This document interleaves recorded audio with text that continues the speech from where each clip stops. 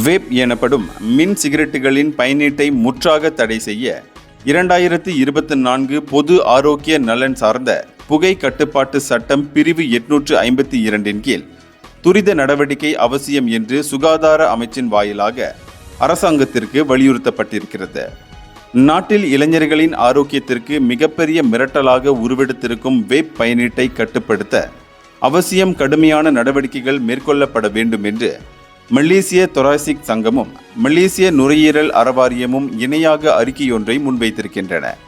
உயிர் ஆபத்தை ஏற்படுத்தும் வேப் பயனீட்டை கட்டுப்படுத்த உரிய நடவடிக்கை துரிதமாக்கப்பட வேண்டும் என்று அந்த அறிக்கையில் வலியுறுத்தப்பட்டது. மார்க்கர் பென், USB டாட்டா சேமிப்பு கருவி, இனிப்பு சாக்லேட்டுகள் போன்று பல்வேறு ஈர்க்கத்தக்க அமைப்பில் வகை வகையான தோற்றத்தில் வெளியிடப்படும் இந்த விஷத்தன்மை வாய்ந்த வேப் தயாரிப்புகள் கவலை கொள்ளத்தக்க வகையில் நாட்டில் அதிகரித்து கொண்டே போகிறது. கட்டுப்பாடற்ற வகையில் நடக்கும் இந்த அபாயகரமான வஸ்துவின் விற்பனையும் பயனீடும் ஆக்கப்பூர்வமான வகையில் தடைப்படுத்தப்பட வேண்டும் என்று அந்த அறிக்கை நினைவுறுத்தியது. இந்தியர்களின் இதய குரல் மக்களோசை.